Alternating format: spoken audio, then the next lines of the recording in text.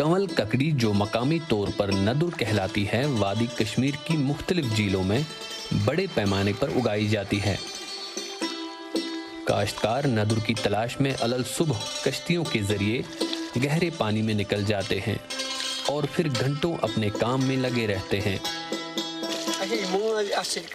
असल में काम हमारे आबा व अजदाद करते थे। यहाँ चूंकि इक्तिसादी हालात ठीक नहीं है, लिहाजा हमें इन्हीं का पेशा इख्तियार करना पड़ा।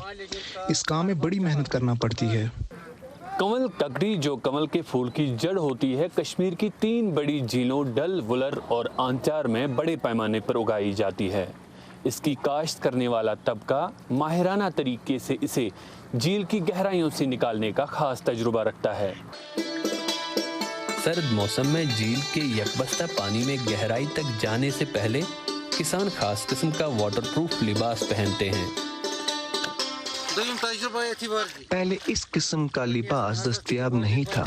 अब इसे पहनकर पानी में लगातार 1-2 घंटे गुजारना आसान बन गया।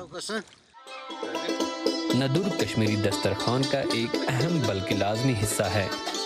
मैं इसका मज़ा उठाने अपने कज़न के घर आया हूँ, जो इसे मछली के साथ पकाती हैं और बहुत ही मज़ेदार डिश बनाती हैं। नदरू की हम काफ़ी सारी रेसिपीज़ बनाते हैं। जैसे अभी आपने देखा हमने फ़िश के साथ उसको ऐड किया हुआ है। नदरू की यखनी बनती है।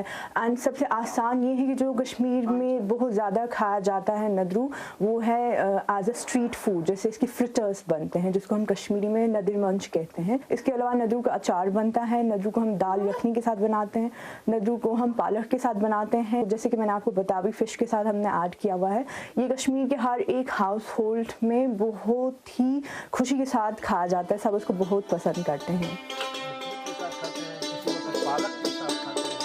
नदुर की डिश एक तो वैसे ही मज़ेदार होती है और सर्दी के मौसम में घरवालों के साथ बैठकर इसे खाने का अलग ही मज़ा है। जुबैर डार, वॉइस ऑफ अमेरिका, श्रीनगर।